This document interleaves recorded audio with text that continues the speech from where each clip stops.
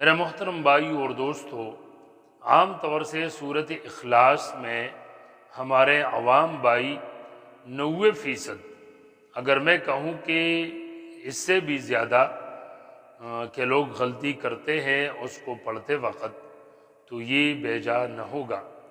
اسی وجہ سے میں آج آپ حضرات کے سامنے وہ غلطی بتلاؤں گا کہ جس میں ہمارے 90% بلکہ 95% لوگ اس غلطی میں مبتلا ہے۔ اور یہ بات بھی میں آپ کو کئی مرتبہ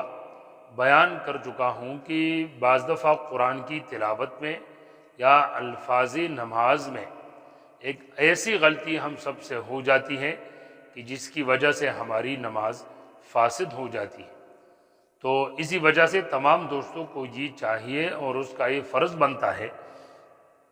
کہ یہ جو چھوٹی چھوٹی صورتیں ہیں، خصوصاً جس کو عام طور سے لوگ نمازوں میں پڑھتے ہیں، الم تر کیف سے لے کر سورۃ الناس تک، تو اس کو تو بالکل درست کر لے اور اس کی جتنی بھی تلفظ ہے وہ کسی قاری صاحب سے، کسی عالم دین سے وہ سیکھے، اور پھر اگر وہ چاہے تو نماز میں اس کو پڑھا کرے۔ اب سورہ اخلاص کے اندر جو عام طور سے غلطی کی جاتی ہے سورہ اخلاص کے پڑھنے میں، تو آپ نے سنا ہوگا کہ بہت سے لوگ وہ سورہ اخلاص کو پڑھتے وقت کہتے ہیں قل هو اللہ احد، قل هو اللہ احد۔ تو ایک ہوتا ہے نا یہ بڑا قاف اور ایک ہوتا ہے چھوٹا قاف، تو جو لوگ اس کو کل کے ساتھ پڑھتے ہیں، یعنی چھوٹا قاف بول کر پڑھتے ہیں، یہ تو بالکل غلط ہے، اور جو لوگ قاف پڑھتے ہیں یہ درست ہے، یہ تلفظ ٹھیک ہے۔ تو عام طور سے آپ نے دیکھا ہوگا کہ بہت سے لوگ اس کو کل پڑھتے ہیں اور اس میں یہ غلطی کرتے ہیں اور ان کو یہ محسوس بھی نہیں ہوتا کہ ہم نے کس طرح پڑھا۔ تو اس کو آپ ذرا درست کر لیں، اور اسی طرح قرآن میں جتنی بھی جگہ پر یہ قاف اور کاف موجود ہے اس کو آپ درست کر لیں اور اس کے فرق کو آپ جان لیں۔ یا آپ یاد رکھیں کہ قل کا جو معنی اور مطلب ہے، تو اس کا معنی ہے آپ کہہ دیجئے، اے میرے نبی آپ کہہ دیجئے۔ اور اگر اس کی جگہ ہم کہیں گے نا کہ کل، تو کل کا مطلب ہے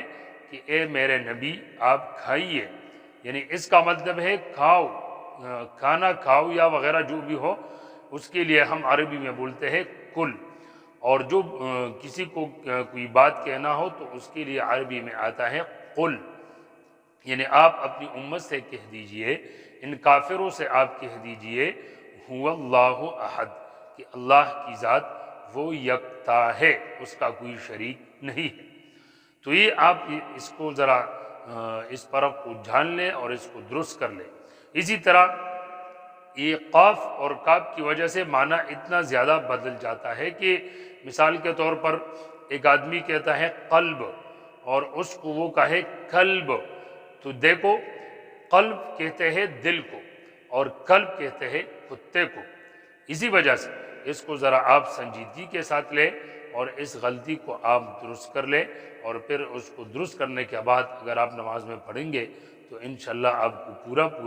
اجر و ثواب ملے گا۔ اللہ تعالی ہم سب کی غلطیوں کو درست فرما لے۔ وآخر دعوانا ان الحمد للہ رب العالمین۔